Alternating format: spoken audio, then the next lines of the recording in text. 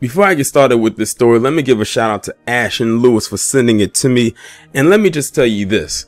If there's any person I would not want to be on earth right now, it is definitely the individual that you see right here in this picture, and that is Richard Spencer. Now, I think the last time I talked about Richard Spencer was probably back in 2019 when we were talking about how he couldn't even afford a shot of bourbon. And I hadn't talked about him since. Now here we are in 2021 about to talk about his brokenness again, while at the same time he's about to go on trial for what happened in Charlottesville back in 2017. It's just not looking good for Richard Spencer. But do I feel bad for him? Absolutely not. Do you feel bad for him?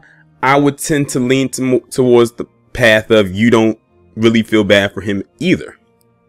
So I'm going to read this article that's coming from Raw Story. It says white nationalist Richard Spencer's life is in shambles and he's broke as his Charlottesville trial looms, from the NYT. And I'm guessing that's the New York Times. According to a report in the New York Times, neo-Nazi Richard Spencer, once riding high as the face of white extremists who previously supported Donald Trump, has seen his life collapse in the years since the Charlottesville protest that led to one woman losing her life. In a deep dive into how that city of Whitefish, Montana became a hotbed of extremism that led to locals pushing back, Spencer is Exhibit A, demonstrating how white nationalists are being shunned and driven from towns by locals.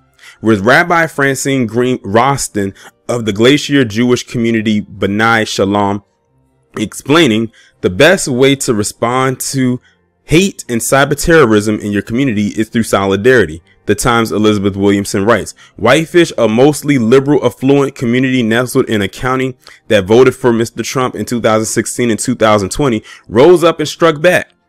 Residents who joined with state officials, human rights groups, and synagogues say their bipartisan counteroffensive could hold lessons for others in an era of disinformation and intimidation and in the wake of the January 6th Capitol riot.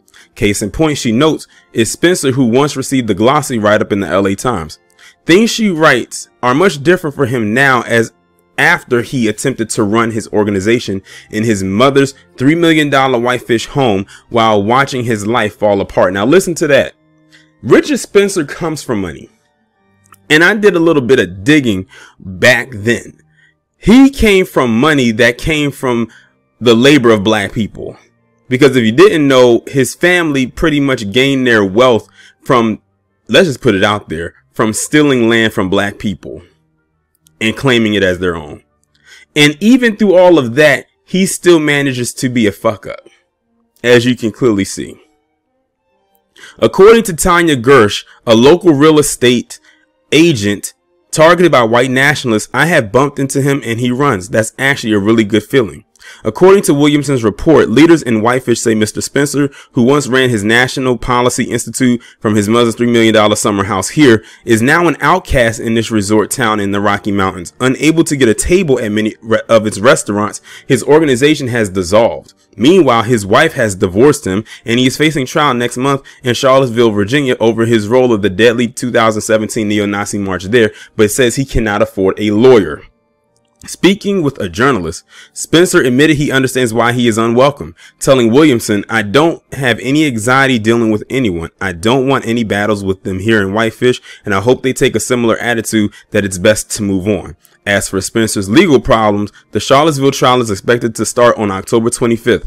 Counter-protesters filed suit against Mr. Andrew Anglin as well as Mr. Spencer, along with nearly 24 people and groups involved with the Unite the Right rally after a neo-Nazi at the Charlottesville plowed his car into a crowd of counter-protesters, killing Heather Heyer, age 32, and injuring at least 19 others.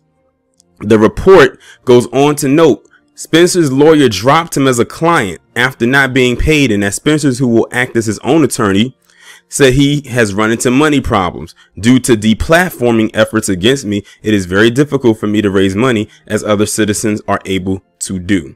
Well, you brought that on yourself, Richard Spencer. You brought that on yourself. If y'all want to see someone's white privilege literally fail, look no further than Richard Spencer. He is a failed experiment. He did all of that back a few years ago, he had his moment, and now look at this. It's gotten to the point where his own people have shunned him. He has no money. Now, I remember back when I talked about his brokenness before with the shot of bourbon. People were saying they didn't think that they thought he was trolling and that he was just joking about not having any money. And I told y'all back then, those who were subscribed to me back then, I said, I don't think he's joking. Why would someone joke? Like, why would someone troll like that over a shot of bourbon that only costs what, $4? Who doesn't have $4? Apparently he didn't. So now, looking at all of this unfold even more, I'm inclined now to believe more than ever this guy is indeed flat broke. And he could set up as many GoFundMe's as he wants, but I bet you GoFundMe will probably shut it down before anybody has an opportunity to donate one dime to him.